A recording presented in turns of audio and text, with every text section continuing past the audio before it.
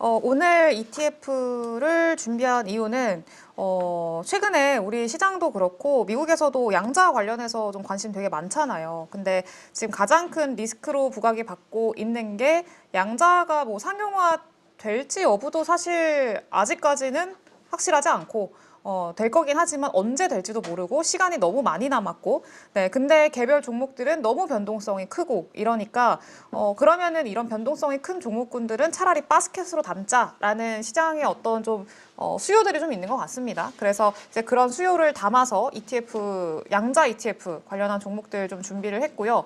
그리고 양자가 그 이번에 나왔던 내용인데 아이온큐, 미국에서 제일 인기 있는 아이온큐라는 양자 관련 종목이죠. 네, 근데 한국 사람이 양자 그 아이온큐를 32%인가 보유를 하고 있다고 하더라고요. 그러니까 한국인들의 그 아이온큐를 보유하고 있는 그 보유자들의 3분의 1이 한국 사람이라는 얘기죠.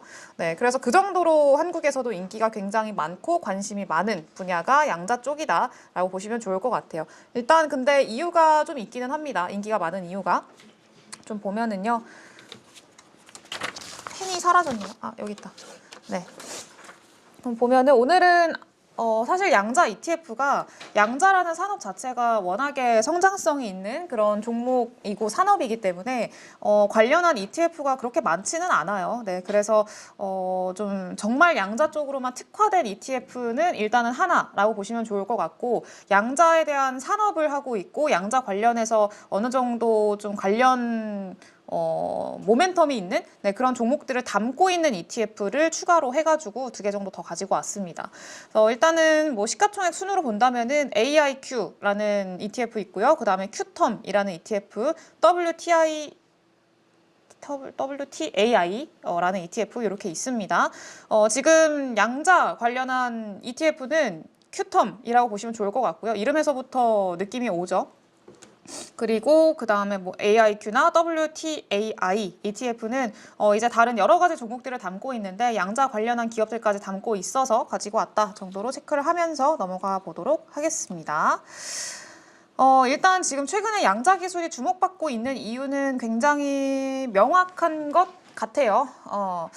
일단 ETF를 지금 봐야 되는 이유? 지금 차라리 개별 종목들보다는 ETF를 좀 보는 게 어떨까라고 저는 개인적으로 생각을 하는 이유 중에 하나가 지금 개별 양자 기업들의 연율화 변동성을 지금 좀 계산을 해보니까 90% 수준이라고 해요. 그러니까 이 연율화 변동성이라고 하면은 1년 동안 움직였던 변동성을 좀 이야기한다고 보시면 좋을 것 같거든요.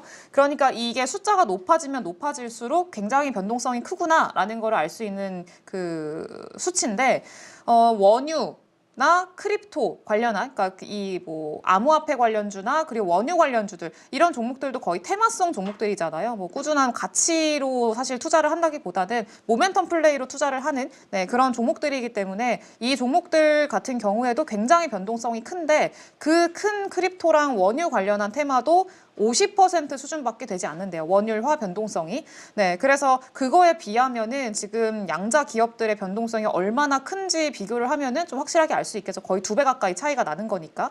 그래서 이렇게 좀 변동성이 큰 상황이어서 이렇게 개별주들을 사실 지금 투자를 하기에는 쉽지가 않은 거죠. 왜냐면은 뭐 앞서서도 말씀을 드렸지만 성장성이 있는 거는 알겠어. 근데 아직까지 시장에서 돈을 버는 것도 아니고 뭐 구체화가 된 산업도 아니고 네, 그렇다 보니까 잠재력만으로 투자를 하기에는 리스크가 지금 너무 큰 상황이다라고 좀 보이는 거죠. 그래서 결국에는 지금 변동성을 생각을 했을 때는 차라리 조금 안정적으로 바스켓으로 담아보는 것도 괜찮은 방법인 것 같다라고 좀 생각이 들어요. 오히려 이렇게 변동성이 큰 산업들은. 네, 그래서 일단 그렇게 체크를 하고 넘어가면 될 것 같고 양자 기술이 지금 주목받고 있는 이유는 이전에 양자 관련한 개별 종목들을 다루긴 했었거든요. 이전에 아마 기억하시는 분들도 있을 것 같은데 그때 아이온큐나 뭐 퀀텀 컴퓨팅이나 이런 종목들 좀 다루긴 했었습니다. 그래서 그때 양자 기술 관련해서 조금 설명을 드리긴 했었는데 일단 지금 최근에 더 주목을 받고 있는 이유를 설명을 드리자면은 AI 혁신 네, 어떤 좀 뒤따라오는 기술이 양자 기술이라고 지금은 좀 많이 주목을 받고 있는 것 같아요. 그래서 AI 혁신은 현재 진행형이기는 한데 현재 방식의 성장이 아마 2030년쯤이면은 어느 정도 마무리가 될 것 같다라는 전망들이 좀 나오고 있습니다. 그래서 2030년 부근쯤에 이런 성장이 좀 수렴할 거라고 평가가 나오고 있고요. 그래서 그러면 그 이후의 성장은 그러면 또 누가 주도를 할 것이냐를 지금 전망을 한 걸 보니까 이 AI의 한계를 뛰어넘는 양자 컴퓨터 그리고 뇌공학에서 나올 걸로 현재 전문가들은 전망을 하고 있다고 합니다. 그 정도로 지금 한 단계 업그레이드된 기술이고 그래서 좀 주목을 많이 받고 있는 거라고 보시면 좋을 것 같아요. 그래서 지금 여기서 같이 나오고 있는 게 그 뉴럴 반도체? 뉴럴 반도체가 아닌데 네, 그래서 뉴럴 반도체 아마 제가 이렇게 좀 개떡같이 말하면은 찰떡같이 알아들어 주실 거라고 생각을 합니다. 네, 그래서 양자 컴퓨터랑 뇌공학, 뉴럴 어쩌고 반도체 관련한 이 산업들이 같이 좀 부각을 받고 있는 상황이고요. 24년 12월 11일 얼마 전에 구글이 이제 윌로우를 공개를 했죠. 그러면서 본격적으로 양자 관련한 산업들이 좀 주목을 받기 시작을 했고 시세가 좀 붙기 시작을 했었습니다. 이번에 발표한 윌로우를 보니까 그동안의 양자 기술에서 계속 부각이 되던 오류를 극적으로 줄일 수 있는 양자 컴퓨터용 칩을 공개를 한 거고요. 지금 이 양자 칩 윌로우가 결맞음 시간을 크게 개선을 했다라는 요 지표까지 구글에서 좀 공개를 했습니다. 그러면서 이게 조금 더 우리가 너무 먼 미래라고 생각을 했었던 양자 기술이 이거 한층 조금 더 우리랑 가까워졌겠다라고 시장에서는 기대를 했던 거고요. 그래서 지금 아까 앞서서도 이제 지금의 AI의 한계를 뛰어넘는 게 양자 기술에서 나올 거다라고 전망을 하고 있다고 말씀을 드렸는데 사람보다 뛰어난 인공뇌는 양자 역학과 뇌 과학이 결국에는 더 발전을 해야 등장할 수 있다라고 해요. 그러니까 이게 어제 봤었던 것 같은데 어제 그 일론 머스크가 X에다가 그런 글을 올렸거든요. 이제 AI가 인간의 지능을 뛰어넘는 거는 100%고 이 시기가 2027년도 한 지금으로부터 3년? 2년 정도 남았네요. 얼마 안 남았죠. 한 2, 3년 정도 이내에 인공지능이 인간의 뇌의 지능을 뛰어넘을 거다라고 100% 확신한다. 이렇게 글을 올렸었습니다. 근데 지금 사람보다 이런 뛰어난 인공뇌를 만들기 위해서는 어쨌든 양자역학이랑 뇌과학이 좀 동반이 돼야 가능하다라는 게 일반 전문가들의 이 시각이고요. 보니까 실리콘 반도체 같은 경우에는 아무리 연산 능력이 좋아져도 이게 실리콘 반도체로 하고 있는 게 지금 현재 AI 기술이죠. 네, 근데 이게 아무리 발전을 한다고 하더라도 인간의 실제 생물 뇌와는 근본적인 차이가 있기 때문에 극복하기 어렵다라고 얘기를 하고 있어요. 네, 그래서 지금도 인공뇌는 인류가 그동안 쌓은 지식을 논리적으로 학습한 거에 불과하고 더 학습할 데이터도 이제는 좀 부족해진 상황이래요. 이게 오픈 AI였는지 XAI였는지는 기억이 자세히 안 나는데 지금 오픈 AI였던 것 같아요. 그러니까 차세대 GPT를 좀 내놓으려고 계속 좀 개발 단계에 있는 상황이잖아요. 계속 뭐 개발을 하고 좀 발전시키고 그러고 있는 상황인데 이 발전을 시키는 과정에서 조금 문제가 있대요. 그러니까 오픈 AI도 GPT를 내놓는데 자꾸 시간이 좀 뒤로 지연되는 그런 상황들이긴 합니다, 현재. 그래서 그 이유가 뭔가라고 보니까 더 학습할 데이터가 없대요. 그러니까 데이터가 부족하다는 얘기들이 좀 나오고 있습니다. 그래서 이게 실제로 이 AI한테 학습을 막 시켜줘야 되는데 데이터가 지금 오히려 부족하다는 거죠. 네, 그래서 이런 것들을 극복할 수 있는 게 결국엔 학습에서 제한되는 게 아니라 한 단계 더 업그레이드 돼서 정말 인간의 뇌처럼 생물 뇌처럼 이제 활동할 수 있을 만한 기술을 만드는 거는 결국엔 양자가 좀 필요하다라고 좀 얘기가 나오고 있는 것 같아요. 네, 그래서 좀 보면은 양자의 우월성을 좀 따져보면은 당연히 이게 가장 대표적이죠. 지금 고전 컴퓨터 수백 년 걸릴 연산을 정말 짧은 시간 안에 해결을 해주고 그리고 그거를 보여준 게 구글의 윌로우 칩이라고 보시면 좋을 것 같아요. 그동안의 큐비트 연산의 불안정성으로 인해서 그동안 큐비트 숫자를 늘리기가 굉장히 어려웠었는데 이번에 구글이 공개한 거를 보니까 오류율이 정말 많이 낮아졌고 그래서 더 큰 규모의 양자 컴퓨터를 만들 수 있게 됐다라는 게 지금 가장 핵심적인 포인트라고 보시면 좋을 것 같아요. 그래서 이번에 윌로우가 얼마나 개선이 됐나라고 보니까 현재 슈퍼컴퓨터가 이게 아니라 1025년이 아니라 이 10년에 25승이더라고요. 이게 그 단위로 하면은 뭐 25자? 막 이렇게 표현을 하던데 저는 그거 처음 들어보는 단위여서 기억도 안 나요. 근데 어쨌든 10년에 25승 이어서 이거 공을 세기도 힘든데 아무튼 25승까지의 년에 걸쳐서 해결해야 되는 문제, 현재 가장 성능이 좋은 슈퍼컴퓨터로 계산을 해도 2년 정도의 시간이 걸리는 문제를 이제 5분 만에 이 윌로우 칩이 해결을 했다더라라는 얘기가 나오면서 이거 엄청난데? 라는 시장의 기대감이 좀 있었던 거죠. 네, 그래서 그런 것들이 있었고, 그러면 양자 기술이 본격적으로 좀 확산이 되면은 그럼 활용할 수 있는 분야는 어딜까? 를 보니까 지금 산업 전반적으로 어쨌든 새로운 가능성을 창출할 수 있다라는 게 가장 핵심적인 것 같아요. 네, 그래서 암호 해독이라던가 최적화 문제풀이에 좀 강점을 가지고 있고 산업이나 안보적 파급력이 커서 반도체나 AI에 이어서 미래 전략 기술의 핵심으로 부상을 했다라고 하는데 실제로 미국 같은 경우에는 2018년인가 그때 트럼프 때부터 이미 요거를 좀 그 국가 전략으로 채택을 해가지고 채택을 해놨습니다. 네, 그래서 이전부터 해왔었고 우리나라도 한 2022년인가요? 2023년, 2022년 이때였던 것 같은데 그때 아마 양자 기술을 국가 전략 그 기술로 채택을 해가지고 좀 관리를 하고 있는 걸로 알고 있습니다. 그래서 지금 국가별로 안보적인 측면에서 좀 많이 부각을 받고 있는 그런 상황이고 지금 보면은 뭐 제약, 화학, 자동차, 항공우주, 뭐 에너지, 금융, 교통물류, 인공지능까지 그냥 전방위적으로 대부분 활용할 수 있는 분야가 많아진다라고 보시면은 될 것 같아요.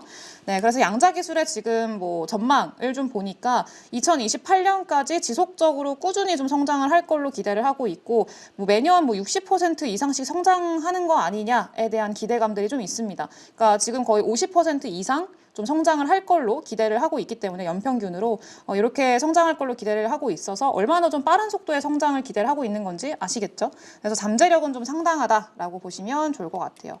네, 그리고 실제로 이렇게 좀 관심을 많이 받다 보니까 제가 오늘 소개해드릴 종목들은 다 미국 ETF인데 국내에도 양자 관련한 ETF가 생겼어요. 그래서 얼마 전에 상장을 했고 이 코세프 미국 양자 컴퓨팅이라고 이름을 달아가지고 출시가 됐습니다. 키움 쪽에서 출시를 했고요.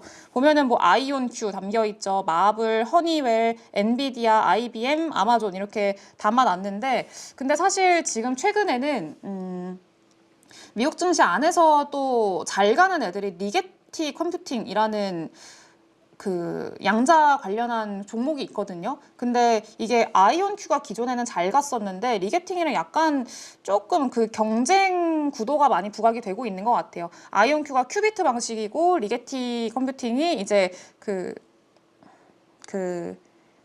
초전도 방식이고 막 이런 것들이 좀 부각이 되다 보니까 어떤 형식이 더 효율적인가에 대한 좀 싸움들이 좀 진행이 되고 있는 것 같아요. 네, 그래서 조금 구성 종목들 자체가 좀 아쉽기는 해요. 제가 개인적으로 봤을 때 차라리 양자 쪽으로 완전 좀 부담감 그리고 좀 변동성을 줄이기 위한 선택이었을지는 모르겠는데 조금 구성 종목이 아예 양자로 갈 거였으면은 네.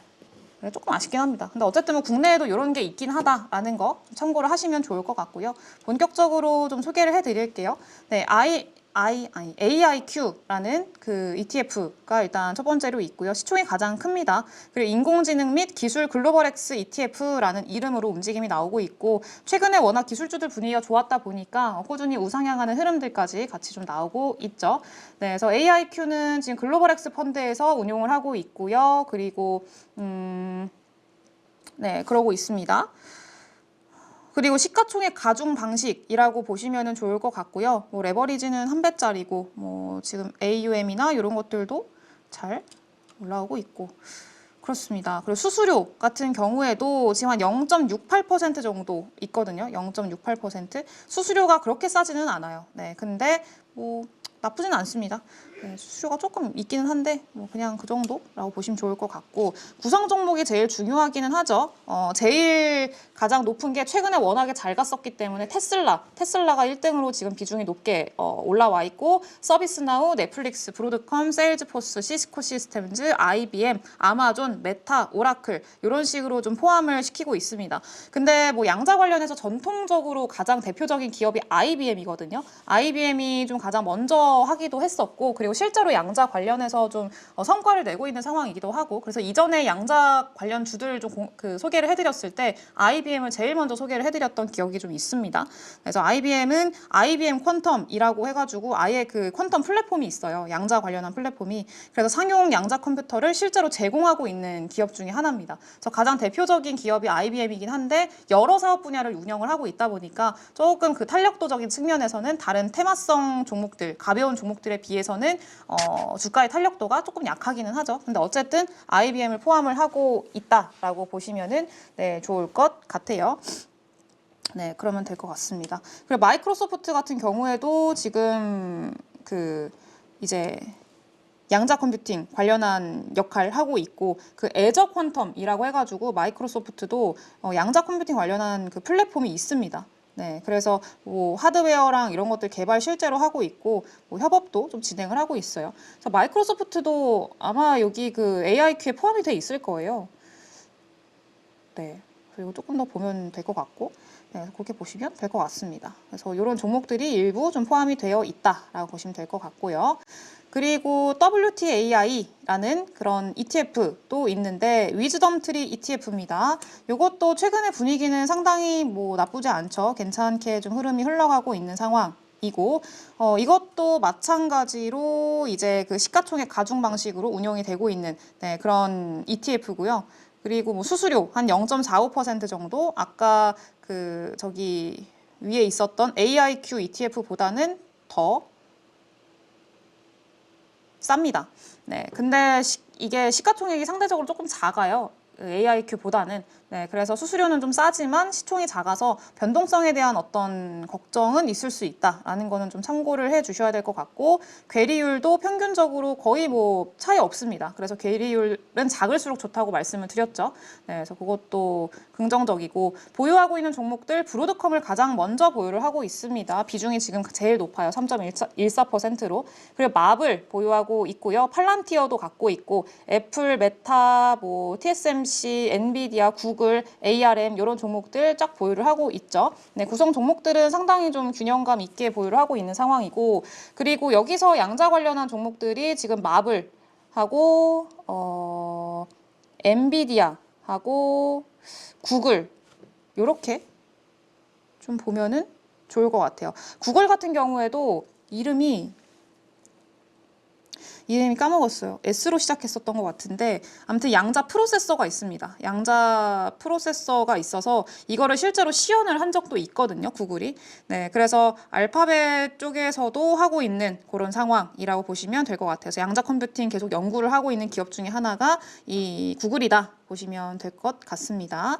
네, 그렇게 보시면 되고 그리고 마지막으로 어쨌든 양자에 좀 투자를 하겠다라고 하시면은 차라리 확실히 색깔이 뚜렷한 걸로 가겠다라고 하면은 큐텀이 가장 좀 선택을 받을 가능성이 높을 것 같아요. 네, 큐텀 보시다시피 최근에 주가 흐름 상당히 좋고요. 요거는 개별 종목들 그 양자 관련한 종목들의 흐름과 굉장히 유사하게 좀 흘러가고 있는 것도 확인이 되실 겁니다. 단기적으로는 좀 많이 올라가지고 네, 이런 것들에 대한 부담은 좀 있을 수 있다라는 거. 근데 장기적인 흐름을 봤을 때 사실 올라갈 때 별로 추격 매수하는 거는 그렇게 좋지는 않은 것 같아요. 네, 양자는 이전에 종목 얘기할 때도 말씀을 드리긴 했는데 차라리 좀 조정이 나왔을 때 조금 기다렸다가 이렇게 들어가시는 것도 괜찮은 방법이라고 좀 생각이 듭니다. 워낙에 양자 쪽에서는 계속 이야기가 나올 거고 모멘텀적인 측면에서는 있을 거기 때문에 지금이 사실 양자 컴퓨팅이 처음에 부각을 받았었던 게 제가 기억하기로는 2021년인가?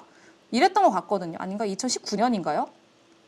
이때 메타버스랑 같이 엮이면서 양자 컴퓨팅 관련한 종목군들 막 시세를 막 줬었던 기억이 있는데 근데 아무튼 그때 이후로 다시 양자가 좀 주목을 받고 있는 거잖아요. 근데 이 양자가 주목을 받고 있는 원인이 어쨌든 구글이라는 대형 기업에서 칩을 공개를 했고 그리고 구글 칩, 윌로우 칩을 공개를 했고 관련한 또 성과를 내고 있다라는 것들이 확인이 됐기 때문에 양자 관련한 쪽에서는 그래도 실체가 어느 정도 좀 보여지고 있는 상황이라고 봐야 될 것 같아요. 연구 결과가 지금 보여지고 있는 상황이라고 좀 보시면 될 것 같아요. 원래 근데 항상 이 혁신이 먼저고 그 다음에 대중이 수용하는 네, 그런 형태의 움직임들이 이제 나오거든요. 항상 뭔가 잠재력 있는 산업이 탄생을 했을 때. 근데 예시를 보면은 AI도 마찬가지입니다. AI도 이랬죠. 챗GPT 같은 경우에도 챗 GPT도 챗 GPT의 기반이라고 할 수 있는 게 트랜스포머 알고리즘이라고 하는데, 이 트랜스포머 알고리즘이 처음 탄생한 게 2017년입니다. 네, 2017년도예요. 네, 이것도 구글이 개발한 겁니다. 그러고 나서 그 오픈 AI가 이 AI 챗 GPT를 공개를 한 게 그 시기가 2022년이거든요.